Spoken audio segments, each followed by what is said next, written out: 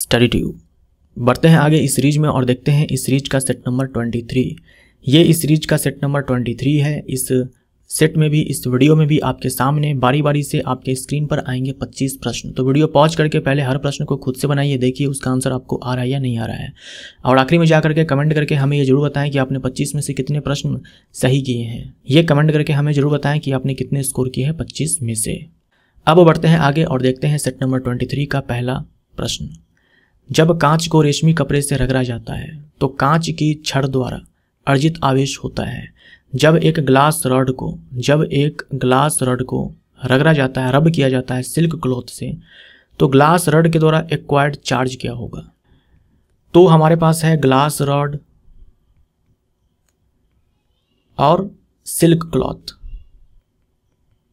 इन दोनों को जब आपस में रगड़ा जाएगा तो ग्लास रॉड के ऊपर आएगा पॉजिटिव चार्ज और सिल्क क्लॉथ के ऊपर आएगा निगेटिव चार्ज। रगड़ने से क्या होता है कि जो लूजली बाउंडेड इलेक्ट्रॉन्स होते हैं, मतलब जिन इलेक्ट्रॉन्स पर न्यूक्लियस का आकर्षण ज़्यादा नहीं होता है, वो इलेक्ट्रॉन्स क्या होते हैं कि ग्लास रॉड को छोड़ करके चले जाते हैं सिल्क क्लॉथ में। इसीलिए यहाँ से इलेक्ट्रॉन निकला तो इसके ऊपर आया प्लस चार्ज, और यहाँ पर इलेक्ट्रॉन आया तो इसके ऊपर हुआ नेगेटिव चार्ज। तो जो लूजली बाउंडेड इलेक्ट्रॉन्स होते हैं वो एक पदार्थ से निकल करके दूसरे पदार्थ में चले जाते हैं, इसीलिए ये आवेशित हो जाते हैं। तो ग्लास रॉड जो है ये धनात्मक हो जाएगा। एक चीज और याद रखो यहाँ पर, एवोनॉइट रॉड को जब रगड़ा जाता है वुलन क्लॉथ से तो यहाँ पर उल्टा हो जाएगा, यहाँ पर आएगा नेगेटिव चार्ज और यहाँ पर आएगा पॉजिटिव चार्ज। आंसर हमारा यहाँ पर बी होगा।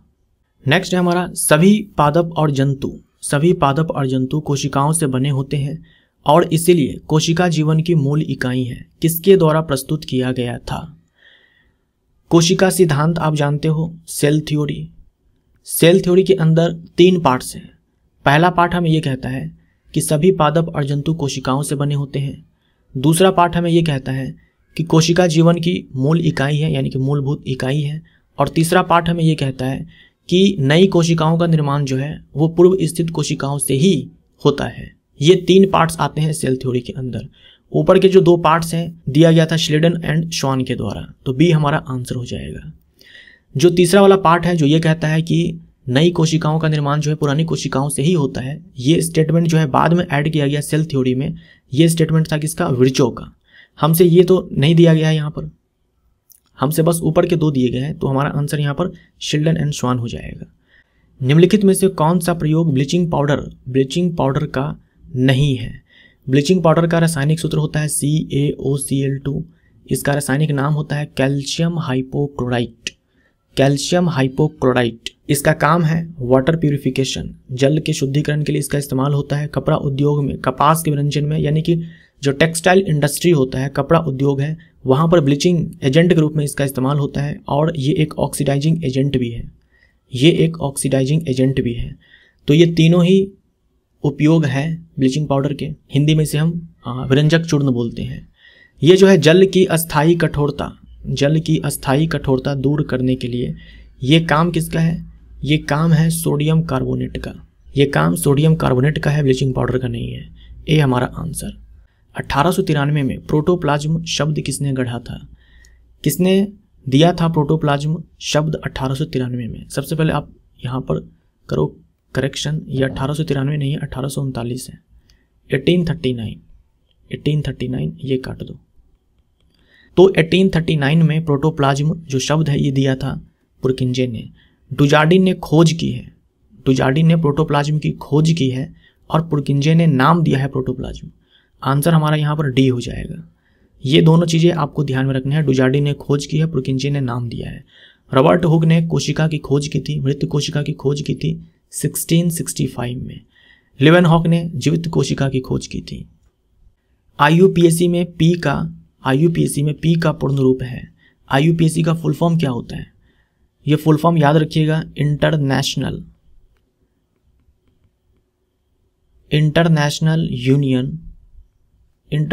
Union of pure and applied chemistry. International union of pure and applied chemistry.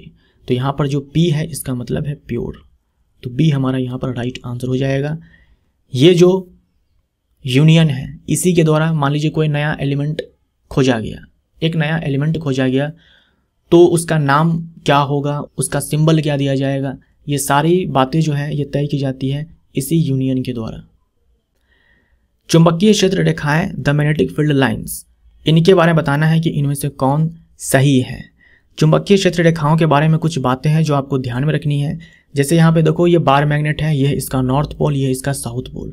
तो जो चुंबकीय क्षेत्र रेखाएं होती है वो निकलती है नॉर्थ पोल से, वो निकलती है नॉर्थ पोल से और जा करके एंटर करती है साउथ पोल में।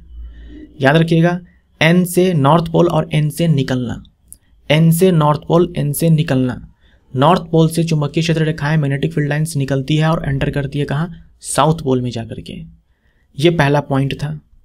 दूसरा पॉइंट ये है कि जहाँ पर चुंबकीय क्षेत्र रेखाएं पास पास होती है, जहाँ पर चुंबकीय क्षेत्र रेखाएं पास पास होती है वहाँ पर चुंबकीय बल जो है अधिक होता है। पोल वाला जो रीजन है जहाँ पर चुंबकीय क्षेत्र रेखाएं जो है काफ़ी पास पास होती है, इसीलिए यहाँ पर मैग्नेटिक फील्ड स्ट्रेंथ ज़्यादा होता है बाकी जगह की तुलना में। जैसे ये वाला जो एरिया होता है यहाँ पर चुंबकीय क्षेत्र रेखाएं जो है पास पास नहीं होती, दूर दूर होती है, तो यहाँ पर जो मैग्नेटिक फील्ड स्ट्रेंथ है ये कम होता है, पोल पे ज़्यादा होता है। तो चुंबकीय क्षेत्र रेखाएं जहाँ पे पास पास हो वहाँ पर जो चुंबकीय क्षेत्र की तीव्रता है वो अधिक होती है वहाँ पे। और एक तीसरा पॉइंट जो कि इम्पॉर्टेंट है, चुंबकीय क्षेत्र रेखाएं एक दूसरे को कभी भी नहीं काटती है, चुंबकीय क्षेत्र रेखाएं एक दूसरे को नहीं काटती है। तो यहाँ पर हमारा सी आंसर हो जाएगा। निम्नलिखित में से किसका ऊष्मीयमान उच्चतम है, किसका कैलोरीफिक वैल्यू हाईएस्ट है। जब हम किसी फ्यूल का 1 ग्राम अमाउंट लेते हैं तो इस 1 ग्राम अमाउंट को जब हम जलाएंगे तो यहाँ से कितनी ऊष्मा निकलेगी, यही होता है कैलोरीफिक वैल्यू। जैसे आप इन सब को जलाओ, यानी इन सब का अगर आप 1 ग्राम अमाउंट लो और उसको जलाओ तो 45 से 50 किलो जूल ऊष्मा निकलती है। तो ये इसका कैलोरीफिक मान है कि हम 1 ग्राम लेंगे तो 45 से 50 किलो जूल ऊष्मा यहाँ से निकलेगी जलाने पर। अगर हम हाइड्रोजन गैस का 1 ग्राम ले और इसको जलाएं तो 150 किलो जूल ऊष्मा उत्सर्जित होती है। यानी हाइड्रोजन का जो कैलोरीफिक मान है वो 150 किलो जूल पर ग्राम है।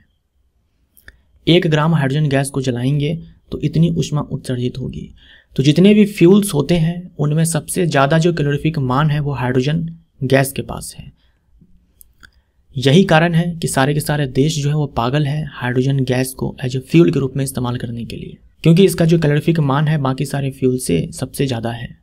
निम्नलिखित में से किसका ऊष्मीयमान निम्न है। अब इनमें से बताना है किसका ऊष्मीयमान सबसे कम है।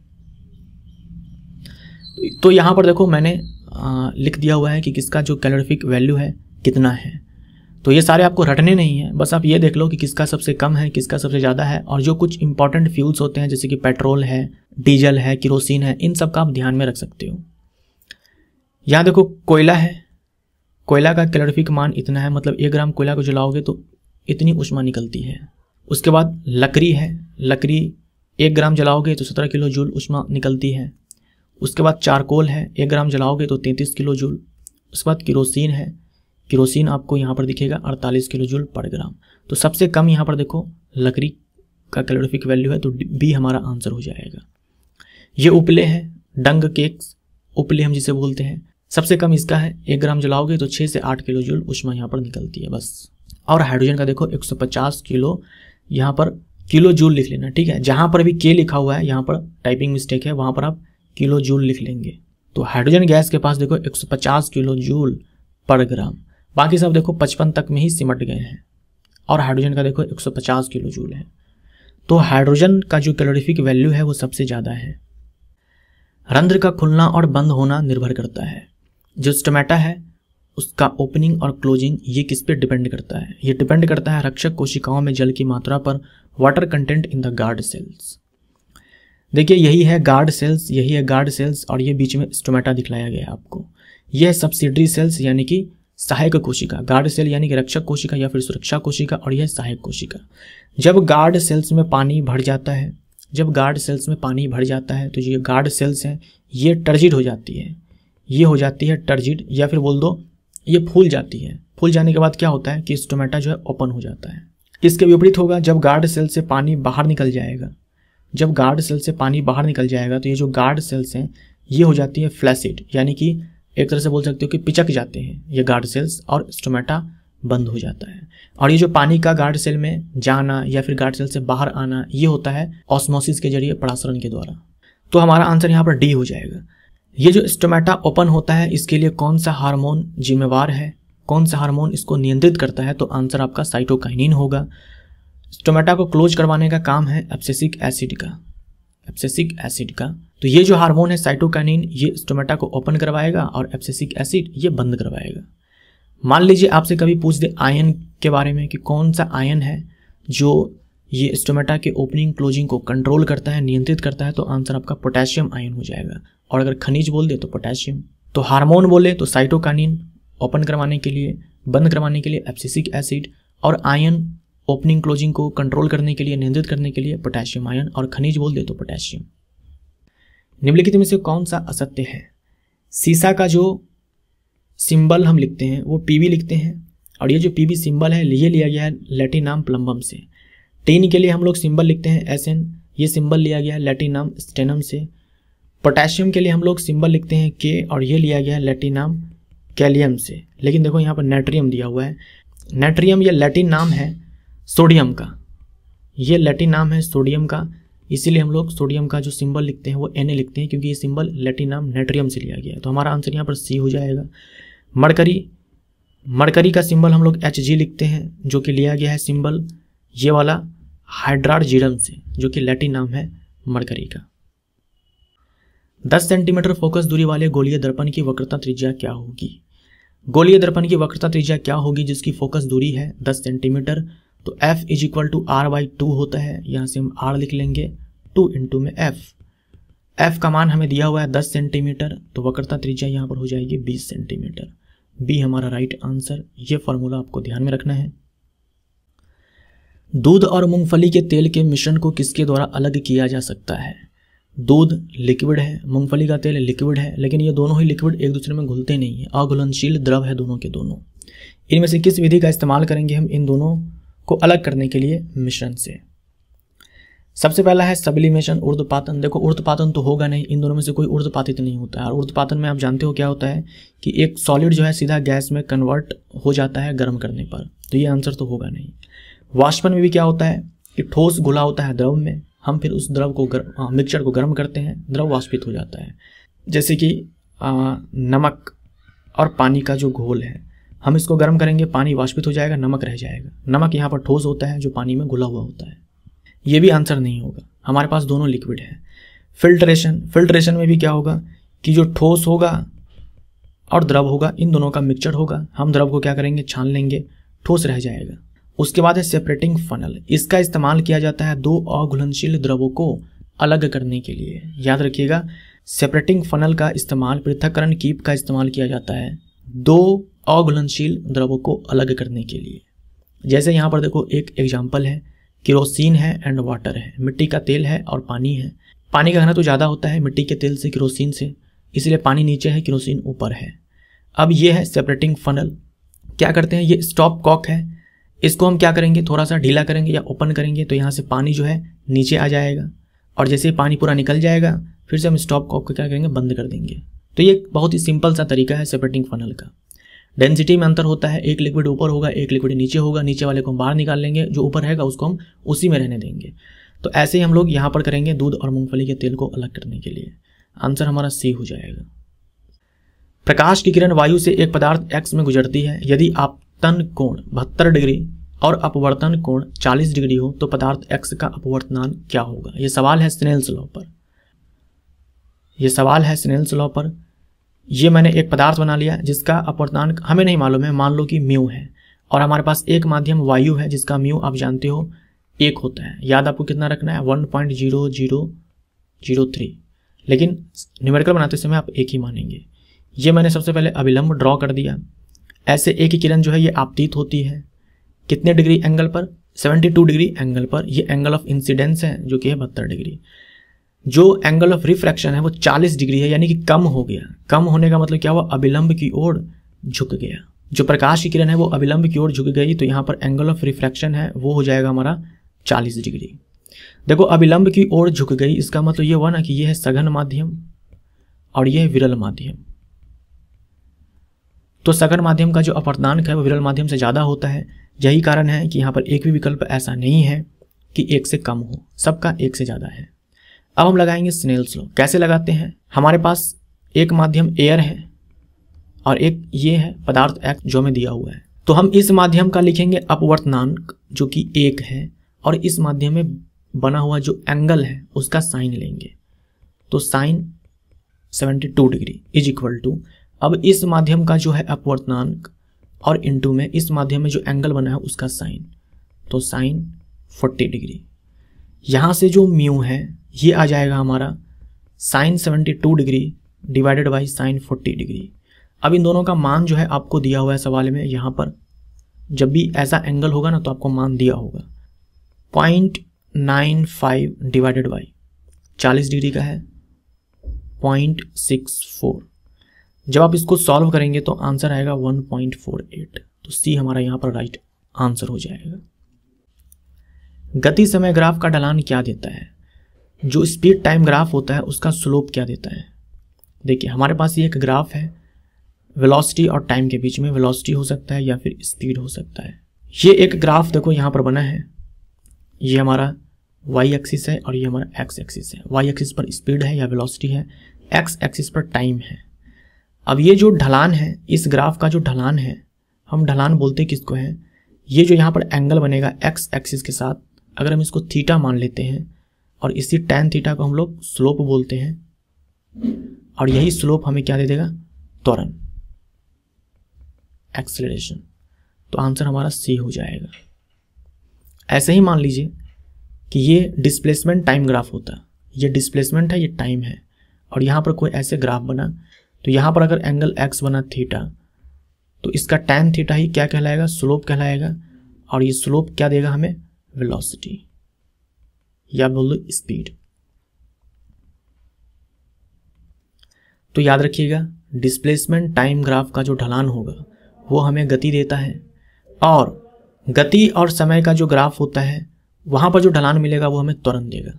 तो यहाँ पर हमारा आंसर सी हो जाएगा। अगर यहीं पर होता विस्थापन समय ग्राफ तो हमारा आंसर बी हो जाता। निम्नलिखित में से कौन सा मिश्रण पानी को विलायक के रूप में उपयोग करके अलग नहीं किया जा सकता? ये सारे मिश्रण है, मिक्सचर है, आपको बताना है इनमें से किस में हम पानी का इस्तेमाल करके, इनमें से किस में हम पानी का इस्तेमाल करके मिक्सचर को अलग कर सकते हैं, मतलब मिक्सचर में जो कंपोनेंट है उसको हम अलग कर सकते हैं। पहला है कॉपर सल्फेट एंड सैंड। देखिए जो सैंड है, जो रेत है या बालू है, ये पानी में नहीं घुलता है, ये पानी में नहीं घुलता है। कॉपर सल्फेट पानी में घुल जाता है।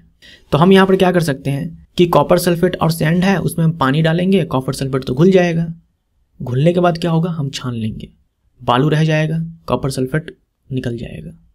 तो इसको तो हमने अलग कर दिया, तो ये आंसर हमारा नहीं होगा। हमें वो बताना है जो अलग नहीं किया जा सकता है, ये आंसर नहीं होगा। रेत है पोटाश, पोटाश एलम है, पोटाश और एलम नहीं, पोटाश एलम, जिसका रासायनिक नाम होता है पोटेशियम एल्यूमिनियम सल्फेट। ये कॉपर सल्फेट है CuSO4, कॉपर सल्फेट। जो पोटाश एलम है ये भी जल में घुलनशील है, ये भी जल में घुलनशील है। रेत जो है जल में नहीं घुलता है, हम पानी डालेंगे, पोटाश एलम जल में घुल जाएगा, फिर हम छान लेंगे, रेत रह जाएगा, तो ये भी आंसर नहीं होगा। रेत और सल्फर ये दोनों ही जल में नहीं घुलते हैं, तो अगर आप पानी डाल भी दोगे दोनों में से कोई नहीं घुलेगा। जब घुलेगा ही नहीं तो इन दोनों में से किसी को आप अलग नहीं कर सकते हो पानी का इस्तेमाल करके। आप छानोगे तो पानी निकल जाएगा, ये दोनों वापस से रह जाएंगे, तो ये हमारा आंसर हो जाएगा। चीनी और रेत में हम जानते हो चीनी तो घुलनशील है, तो आपके पास रेत है, उसमें चीनी मिला हुआ है, उसमें पानी डाल दो और उनको घोलो, घोलने के बाद चीनी घुल जाएगा लेकिन रेत रह जाएगा, तो इसे भी हम अलग कर सकते हो, तो ये भी आंसर नहीं होता। उस विकल्प की पहचान करें जो सही एंजाइमों को इंगित करता है, जो स्थान 1, 2 और 3 में स्रावित होता है। सबसे पहला देखो बकल कैविटी में दिखलाया गया है, तो बकल कैविटी में एमाइलेज हो जाएगा, बकल कैविटी में एमाइलेज हो जाएगा। लार ग्रंथि के द्वारा जो ये एमाइलेज एंजाइम है ये स्रावित की जाती है। उसके बाद है स्टमक, स्टमक में जो एंजाइम बनता है वो है पेप्सिन। उसके बाद है यहाँ पर पैनक्रियाज। देखो ये छोटी आंत है, ये बड़ी आंत है, और यहाँ पर पैनक्रियाज होती है, तो पैनक्रियाज के द्वारा यहाँ पर ट्रिप्सिन, तो देखो 1 नंबर में एमाइलेज ठीक है, 2 नंबर में पेप्सिन ठीक है, 3 नंबर में ट्रिप्सिन ठीक है। आंसर हमारा बी हो जाएगा। निम्न में से कौन असत्य है? पृथ्वी का द्रव्यमान लगभग 6 × 10⁴ किलोग्राम है। हमसे असत्य पूछा है ना, एक काम करो यहाँ पर सही कर लो, इसको 24 कर लो ऊपर में, 6 × 10⁴ किलोग्राम। जो पृथ्वी का द्रव्यमान है वो 6 × 10⁴ किलोग्राम है, ये याद रखिएगा। यहाँ पर टाइपिंग मिस्टेक है, तो यहाँ पर 24 करने के बाद हमारा ये सही विकल्प होगा। पृथ्वी की त्रिज्या होती है 6400 किलोमीटर, तो ये भी सही है। गुरुत्वीय त्वरण की दिशा हमेशा ऊपर की ओर होती है। देखो गुरुत्वीय त्वरण की दिशा जो है हमेशा नीचे की ओर होती है, क्योंकि गुरुत्वाकर्षण बल नीचे की ओर काम करता है, तो गुरुत्वीय त्वरण की दिशा भी नीचे की ओर है। तो ये जो जी है वेक्टर क्वांटिटी है, मैग्नीट्यूड भी होगा, डायरेक्शन भी होगी यहाँ पे, तो डायरेक्शन नीचे की ओर काम करती है। ऑलवेज, चाहे आप वस्तु को ऊपर फेंको नीचे फेंको कोई फर्क नहीं पड़ता, जी हमेशा नीचे की ओर ही काम करता है। तो हमारा आंसर यहाँ पर सी हो जाएगा। ये असत्य है, गुरुत्वीय त्वरण की दिशा हमेशा नीचे की ओर होती है, ये स्टेटमेंट सही है। सी हमारा गलत है, तो ये आंसर है। एक यौगिक X को गर्म करने पर एक रंगहीन गैस निकलती है। एक यौगिक है जिसको गर्म किया गया, एक यौगिक है X जिसको गर्म किया गया, तो एक रंगहीन गैस निकली, एक रंगहीन गैस निकली जो जलती हुई मोमबत्ती को बुझा सकती है। क्या आपको किसी ऐसे गैस का नाम पता है जो रंगहीन है और जलती हुई मोमबत्ती को बुझा सकती है? वो गैस है कार्बन डाइऑक्साइड। कार्बन डाइऑक्साइड रंगहीन गैस है। आग बुझाने में कार्बन डाइऑक्साइड गैस का इस्तेमाल किया जाता है। कार्बन डाइऑक्साइड गैस न जलती है न जलने में सहायक है, तो कार्बन डाइऑक्साइड का इस्तेमाल जो है आग बुझाने के लिए किया जाता है, तो मोमबत्ती को बुझा सकती है कार्बन डाइऑक्साइड गैस। उसके बाद एक और यौगिक बनता है जो कठोर जल को मृदु बनाता है, यानी हार्ड वाटर को सॉफ्ट बनाता है। थोड़ी देर पहले हम लोगों ने एक सवाल देखा ब्लीचिंग पाउडर वाला, वहाँ पर हमारा जो एक विकल्प था कि अस्थायी कठोरता को दूर करने के लिए, वहाँ हमने क्या देखा? Sodium carbonate. मतलब एक और प्रोडक्ट जो है वो सोडियम कार्बोनेट है जो बना है। तो देखिए सोडियम बाइकार्बोनेट जो होता है, इसको अगर हम गर्म करेंगे तो प्रोडक्ट बनता है सोडियम कार्बोनेट और बनता है वाटर, और यहाँ पर कार्बन डाइऑक्साइड गैस बनती है। इसका इस्तेमाल किया जाता है वाटर के हार्डनेस को दूर करने के लिए, परमानेंट हार्डनेस को दूर करने के लिए, और इसका इस्तेमाल होता है आग बुझाने के लिए। यह सोडियम बाइकार्बोनेट जिसको हम लोग खाने वाला सोडा बोलते हैं, बेकिंग सोडा बोलते हैं, सोडियम बाइकार्बोनेट बोल दो या फिर सोडियम हाइड्रोजन कार्बोनेट बोल दो। हमारा आंसर यहाँ पर सोडियम हाइड्रोजन कार्बोनेट हो जाएगा। सी हमारा आंसर। जो मैं अगला वीडियो लाऊंगा ना वो 1 अगस्त को लाऊंगा, मतलब 2 दिन बाद, और वो जो वीडियो होगा वो इस सीरीज का नहीं होगा, वो होगा केमिकल रिएक्शन के ऊपर, केमिकल रिएक्शन के ऊपर, रासायनिक अभिक्रिया के ऊपर। आपको 9th and 10th में जितने भी केमिकल रिएक्शंस पढ़ने हैं, 9th में तो नहीं है 10th में ही है, जितने भी आपको केमिकल रिएक्शंस पढ़ने हैं वो सारे मैं एक वीडियो में लेकर के आऊँगा। और 2 दिन का वक्त मैं इसलिए ले रहा हूँ क्योंकि पीपीटी बनाने में टाइम लगेगा, एक दिन में नहीं हो पाएगा। पीपीटी बनाने में समय लगेगा, सारे रिएक्शंस को मैं एक साथ इकट्ठा लेकर के आऊँगा, और काफ़ी ज़्यादा इंपॉर्टेंट ये वीडियो होगा। मानकर चलना कि रिएक्शन इससे बाहर नहीं आएगा, कोई भी सवाल आएगा इसी के अंदर से आएगा। तो ये मैं 1 अगस्त को करवाऊँगा, 2 दिन का मैं टाइम ले रहा हूँ पीपीटी बनाने के लिए। जब फेरस सल्फेट के हल्के हरे रंग के क्रिस्टल को अधिक गर्म किया जाता है तो उसका रंग भूरा लाल हो जाता है और जलते हुए सल्फर की गंध वाली गैस निकलती है। इस मामले में किस प्रकार की प्रतिक्रिया हो रही है? देखिए फेरस सल्फेट है FeSO4, ग्रीन कलर का है, इसका जो क्रिस्टल है वो ग्रीन कलर का है। बोला गया है कि जब इसको गर्म किया जाता है तो जो हरे रंग का जो क्रिस्टल है अब वो भूरा लाल हो जाता है। तो भूरा लाल इसलिए हो जाता है क्योंकि अब यहाँ पर बनता है फेरिक ऑक्साइड। यह है फेरिक ऑक्साइड और यह है रेड ब्राउन कलर का। साथ में यहाँ पर सल्फर डाइऑक्साइड और सल्फर ट्राइऑक्साइड गैस उत्सर्जित होती है। इम्पॉर्टेंट ये है रिएक्शन, आप याद रखिएगा। सीधा आपसे सवाल पूछा जाता है कि फेरस सल्फेट को गर्म करेंगे तो कौन कौन से उत्पाद बनेंगे, प्रोडक्ट्स बनेंगे। तो यहाँ पर हो क्या रहा है, हम यहाँ पर क्या कर रहे हैं, हीट दे रहे हैं इसको तोड़ने के लिए, डिकम्पोज कर रहे हैं, तो डिकम्पोजिशन। सी हमारा राइट आंसर होगा। इन सारे रिएक्शंस के ऊपर हम लोग बात करेंगे, इन सब के ऊपर हम लोग रिएक्शंस देखेंगे। इन सब के जो भी रिएक्शंस होते हैं, कॉम्बिनेशन, डबल डिस्प्लेसमेंट, ऑक्सीडेशन, इन सब को हम लोग कवर करेंगे 1 अगस्त वाले वीडियो में। तो आप इस वीडियो को जरूर देखना जब मैं ये वीडियो अपलोड करूँगा। निम्नलिखित प्रयोग में गैस ए की पहचान करें। निम्नलिखित प्रयोग में गैस ए की पहचान करें। देखो जिंक ग्रेन्यूल्स लिया गया है यहाँ पर, मतलब जिंक धातु यहाँ पर लिया गया है। डाइल्यूट सल्फ्यूरिक एसिड है, डाइल्यूट सल्फ्यूरिक एसिड है। तो जिंक में जब डाइल्यूट सल्फ्यूरिक एसिड डाला गया तो देखो यहाँ पर गैस ए के बबल्स बन रहे हैं, गैस ए के बुलबुले बन रहे हैं, गैस ए के बुलबुले बन रहे हैं। जब इस गैस ए को जलाया जाता है तो पॉप साउंड के साथ ये गैस जलती है। ठीक है, यहाँ से हमें ये चीज़ पता चला कि जिंक में हमने डाइल्यूट सल्फ्यूरिक एसिड डाला तो एक गैस है जिनके बबल्स बनते हैं। जब इस गैस को हम जलाते हैं तो पॉप साउंड के साथ ये जलती है। बताना है ये गैस कौन सी है। देखो कार्बन डाइऑक्साइड तो नहीं होगा क्योंकि कार्बन डाइऑक्साइड गैस नहीं जलती है, नाइट्रोजन भी नहीं होगा, ऑक्सीजन जलती नहीं है लेकिन जलने में सहायक होती है। ठीक है, ऑक्सीजन जो है जलने में सहायक है लेकिन जलती नहीं है, ऑक्सीजन जलने में सहायक है लेकिन जलती नहीं, तो ये भी आंसर नहीं होगा, आंसर हमारा बी हो जाएगा। ये एनसीईआरटी का कटआउट है। यहाँ देख सकते हो कि जिंक के टुकड़े में डाइल्यूट सल्फ्यूरिक एसिड डाला गया तो हाइड्रोजन गैस के बुलबुले यहाँ पर बनते हैं। जब हाइड्रोजन गैस के बुलबुले का दहन करवाया जाता है तो फटफट की ध्वनि के साथ ये गैस जो है जलती है। नीचे दिया गया चित्र मनुष्यों में 1 से 4 के लेवल के साथ रक्त परिसंचरण की एक योजनाबद्ध योजना को दर्शाता है। इसके कार्यों के साथ सही लेवल की पहचान करें। मतलब यहाँ भी आपको बताना है कि 1, 2, 3, 4 में क्या होगा और क्या काम है। इन विकल्पों को देखते हुए आपको बताना है। देखो पहला है 1 नंबर में कि ये पल्मोनरी वेन है। क्या ये सही है? क्या ये पल्मोनरी वेन है? तो सही बात है, ये पल्मोनरी वेन है। देखो ये है लंग्स कैपिलरी, फुफ्फुसीय केशिका, और ये है बॉडी कैपिलरी, मतलब जो हमारे लोअर बॉडी पार्ट्स हैं उनके कैपिलरी केशिका। तो 1 नंबर में पल्मोनरी वेन ये सही है। पल्मोनरी वेन का काम होता है प्योर ब्लड को हमारे हार्ट में लाना। कहाँ से? लंग्स से। पल्मोनरी वेन का काम होता है लंग्स से प्योर ब्लड को हमारे हार्ट में लेकर के आना। तो 1 नंबर में पल्मोनरी वेन तो सही है लेकिन इसका काम यहाँ पर गलत दिया हुआ है। लिखा हुआ है कि इम्प्योर ब्लड को हमारे बॉडी पार्ट से लेकर के ये आती है, तो ये गलत हो जाएगा। नाम सही है 1 नंबर में लेकिन काम गलत है, तो हमारा आंसर ए नहीं होगा। दूसरा है कि 2 नंबर वाला जो है यहाँ पर वो पल्मोनरी आर्टरी है। तो पल्मोनरी आर्टरी का जो काम होता है वो ये होता है कि हार्ट से ये ब्लड को लेकर के जाती है हमारे लंग्स में। ठीक है, तो 2 नंबर वाला तो पल्मोनरी आर्टरी है ही नहीं, क्योंकि जैसे ही यहाँ पर पल्मोनरी लिखा ना, इसका मतलब या तो ब्लड लंग्स में जाएगा या फिर लंग्स से आएगा, या तो ब्लड लंग्स में जाएगा या फिर लंग्स से आएगा। यहाँ पर 2 नंबर वाला तो हार्ट से हमारे बॉडी पार्ट्स में जा रहे हैं, है ना, लंग्स में तो जा ही नहीं रहे हैं, तो ये आंसर नहीं होगा। उसके बाद है 3 नंबर में कि ये एओर्टा है। 3 नंबर वाला देखो ये है, तो ये गलत हो जाएगा, एओर्टा नहीं है ना। 3 नंबर वाला जो है ये पल्मोनरी आर्टरी है। पल्मोनरी आर्टरी का काम होता है ब्लड को हार्ट से हमारे लंग्स में लेकर के जाना। फुफ्फुसीय धमनी का जो काम होता है वो ये होता है कि ये इम्प्योर ब्लड को हमारे हार्ट से लंग्स में लेकर के जाती है। तो 3 नंबर वाला एओर्टा नहीं है, तो ये भी नहीं होगा। अब आ जाओ वेना कावा। वेना कावा जो है ये 4 नंबर वाला है।